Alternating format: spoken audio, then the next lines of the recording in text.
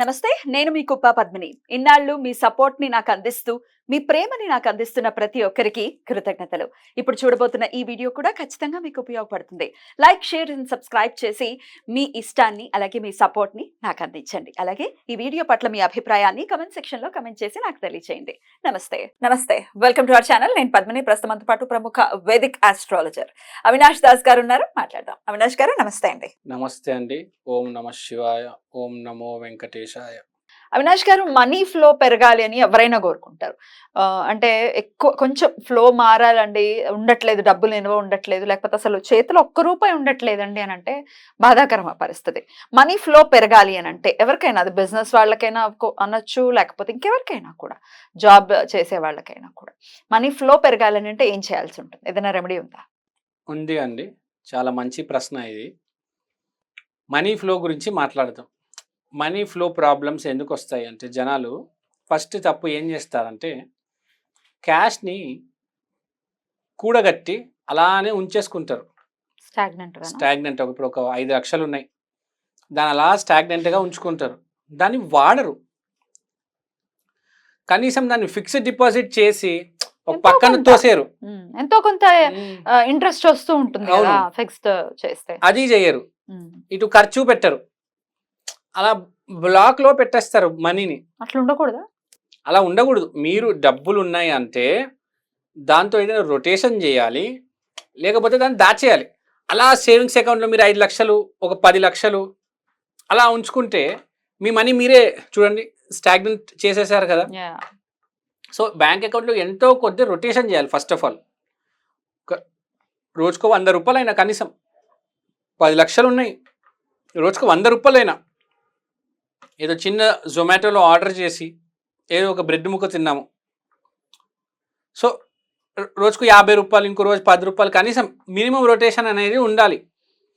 అలా మీరు బ్యాంక్ అకౌంట్ని అలా హోల్డ్ చేసేసి పెట్టేసుకుంటే ఎలా అండి, చాలామంది డబ్బులు ఉంటే ఈ గోల్డ్ కొనేసుకొని దానికి నెల నెల కడుతూ ఉంటారు ఆడవాళ్ళు అయితే. అలా మగవాళ్ళు కొంతమంది ఈఎంఐలు కడుతూ ఉంటారు ఏదో బండికి. కానీ కొంతమంది అలా స్టాగ్నెంట్గా డబ్బులు ఉంచేస్తారండి. డబ్బుల్ని స్టాగ్నెంట్గా ఉంచకూడదు. ఇంకా ఏమంటారంటే జనాలు, మన వాళ్ళకి, మన చుట్టాలకి, అమ్మ నాన్న పిన్ని వరుసలు అన్నిటికీ వాళ్ళు కూడా పెట్టాలి. నువ్వు అలా డబ్బులు ఉంచేసుకొని జీవితాంతం వాళ్ళకి పెట్టకుండా ఉంటే దానికన్నా పెద్ద మహాపాపం లేదు. వాళ్ళకి ఎంతో కొద్దిగా ఇవ్వాలి, పెట్టాలి. వాళ్ళకి మినిమం మొత్తం ఇచ్చేయమని చెప్పట్లే, ఎంతో కొంత ఒక 10%, 5% నీ తోచినంత నువ్వు ఇచ్చేయాలి. నేను ఎవరికి ఒక రూపాయి పెట్టాను, నేను ఇలానే ఉంటాను అంటే ఎట్లా కుదురుతుంది? నీకే కష్టం అవుతుంది రేపు. నీకు ఒకవేళ కష్టం వస్తే ఎవడ ఆదుకునే పరిస్థితి ఉండదు. అది కదా, what gives around that comes around. ఇస్తే వస్తుంది. కరెక్ట్, బాగా చెప్పారండి. చాలా బాగా చెప్పారు. మన పక్కనోడికి మనం ఇస్తేనే కదా రేపు మనకు కష్టం వచ్చినప్పుడు మనకు ఆదుకునేది. వాడు కష్టంలో ఉన్నప్పుడు మీరు అలా పక్కన జరిగిపోతే, పక్కకు జరిగిపోయినా పర్లేదు, కొంతమంది అసలు భలే ఆనందిస్తారు, బాగా వచ్చింది వీడికి కష్టం అని చెప్పి అవాక్ అవుతున్నారా? ఇట్లాంటి వాళ్ళు చాలా మంది ఉన్నారు. వాడికి కావాల్సిందే, ఇంకా వాడి తప్పప్పులు ఏం చేస్తూ, ఇంకా వీడికి కావాల్సిందే, వీడికి మంచిగా వచ్చి మంచిగా అయింది. అసలు ఎంత క్రూరం కదా. ఎప్పుడు చూడలేదు ఇలాంటి వాళ్ళు? అయ్యో అసలు దునియా అన్నారు.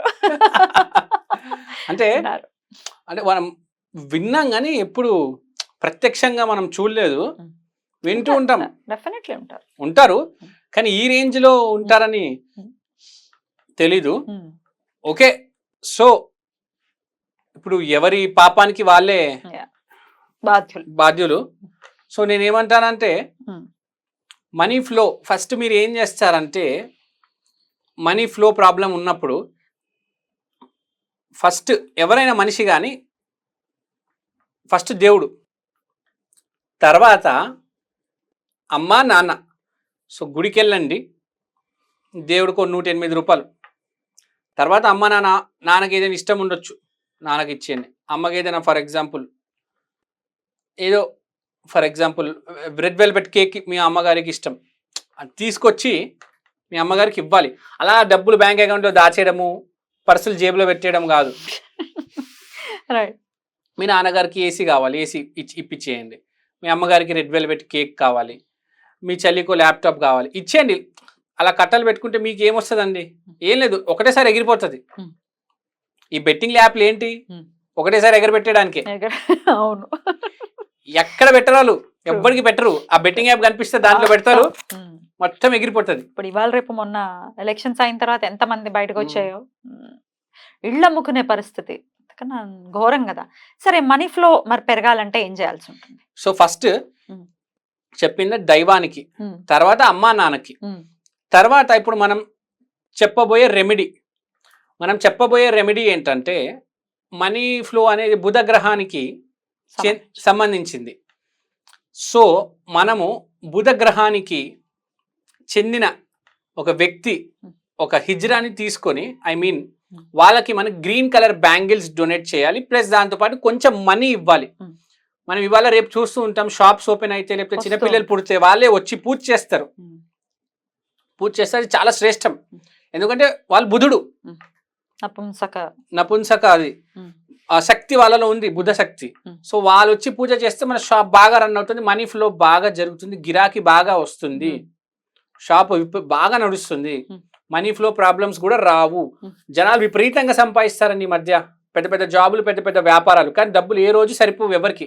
నేను చూస్తున్నా 30 ఏళ్ళు, అసలు 30 years బ్యాక్ చాలా తక్కువ శాలరీ కానీ అన్నీ సరిపోయేవి. ఇప్పుడు అలా లేదు, అందరికీ అవే కష్టాలు. 100 కోట్లున్న ప్రాబ్లం ఉంటుంది వాడికి. 100 కోట్లున్నా కూడా దానికి ఎంత చెట్టుకి అంత గాలి అన్నట్టుగా దాని ప్రాబ్లం దానికి ఉంటది. వాడు ఒక 6 కోట్ల కారు కొనుక్కుంటాడు, దానికి ఈఎంఐ కట్టలేక ఏడుస్తాడు. సో ఈ మనీ ఫ్లో ప్రాబ్లమ్స్ లేకుండా అన్ని చాలా క్రిస్టల్ క్లియర్ గా వాటర్ లాగా మనీ ఫ్లో అవ్వాలంటే మన జీవితంలో మన చెప్పిన హిజ్రాకి బుధవారం రోజు ఎన్ని బ్యాంగిల్స్ ఇవ్వాలి? 5 బ్యాంగిల్స్ ఇవ్వండి, లేకపోతే 50 బ్యాంగిల్స్ ఇవ్వండి.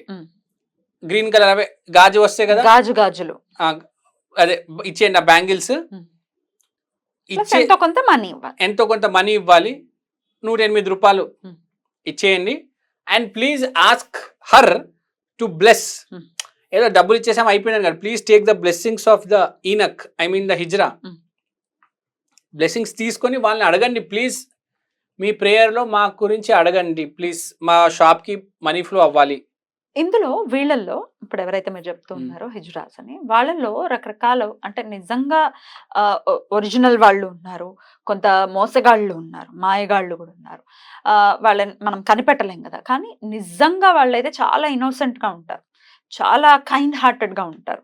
అండ్ ఆల్రెడీ ఎంత సాఫ్ట్ నేచర్ తో ఉంటారు అనేది ఖచ్చితంగా చెప్పుకోవచ్చు. ఎందుకంటే వాళ్ళు ఫేస్ చేసిన ఇష్యూస్ అనుకోవచ్చు, లేకపోతే ఇట్లా కొద్దిగా ఈ హార్డ్ గా ఉన్న వాళ్ళని చూస్తే కూడా మనం గుర్తుపట్టచ్చు, వీడు వేషం వేస్తున్నాడు అని చెప్పి. సో ఒరిజినల్ వాళ్ళకి ఇస్తేనే మనకి ఫలితం వస్తుంది అని. అవును. సో మీరు చెప్పిన పాయింట్ కరెక్టే. వాడు కొంచెం రఫ్ గా కనిపిస్తున్నాడంటే మనం అర్థమైపోతుంది వాళ్ళని చూస్తే కదా. అవును, అదే నిజంగా న్యాచురల్ ఎవరైతే ఉంటారో వాళ్ళు చాలా సాఫ్ట్ గా, చాలా స్లోగా, చాలా ప్రేమగా మాట్లాడతారు. డెఫినెట్లీ ఎంత హ్యూమిలేషన్ చూసి ఉండాలి వాళ్ళ లైఫ్ లో, వాళ్ళు డెఫినెట్ గా వాళ్ళు చాలా సాఫ్ట్ నేచర్ ఉంటారు. సో అసలైన వాళ్ళకి ఇస్తే అసలు ఫలితం వస్తుంది. రైట్. సో ఒక్కసారైనా ఒక్కసారి ఇవ్వండి మీరు ప్రస్తుతం, తర్వాత మీకే అర్థమవుతుంది, నెక్స్ట్ టైం మీరే చేస్తారు. వాళ్ళ బ్లెస్సింగ్ తీసుకోమని చెప్తున్నారు. రైట్ అండి, బ్యూటిఫుల్ గా ఎక్స్ప్లెయిన్ చేశారు, కృతజ్ఞతలు. నమస్తే.